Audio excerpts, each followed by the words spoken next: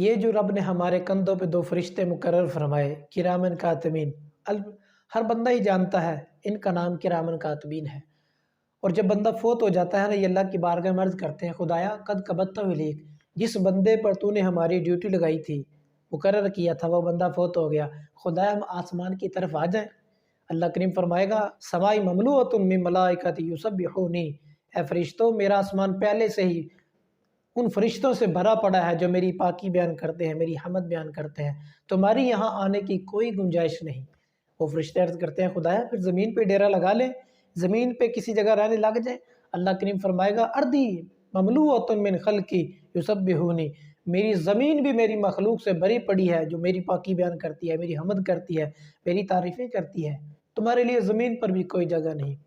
وہ فرشتے عرض کریں گے کہاں جائیں، نہ آسمان پہ آنے کی اجازت، نہ زمین پہ ڈیرا لگانے کی اجازت۔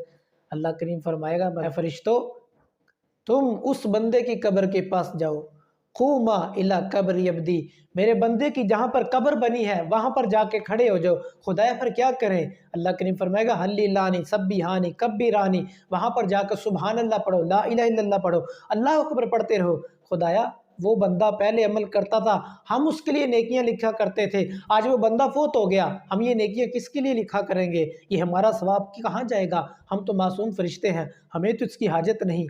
اللہ کریم فرمائے گا فرشتوں پہلے وہ عمل کرتا تھا، تم اس کے لیے وہ نیکیاں لکھا کرتے تھے، قیامت تک تم یہ زبان سے الحمدللہ لا الہ الا اللہ اللہ اکبر پڑھتے رہو، پاکی میری بیان کرتے رہو، اور سارا ثواب اس میرے بندے کے نام مال میں لکھتے رہو۔ سبحان اللہ، یہ ہے ہمارا رب، کتنا کریم ہے ہمارا رب، کتنا غفور الرحیم ہے ہمارا رب، کہ مرنے کے بعد بھی اس نے اپنے بندے کی بخشش کے کتنے سامان مہیا فرمائے۔ ہم ہی غافل ہیں، ہم ہی لاپرواہ ہیں۔ اللہ تعالی ہم سب کو اس زندگی کی قدر کرنے کی توفیق عطا فرمائے، اپنے رب کی اطاعت فرما برداری کے اندر زندگی بسر کرنے کی توفیق عطا فرمائے۔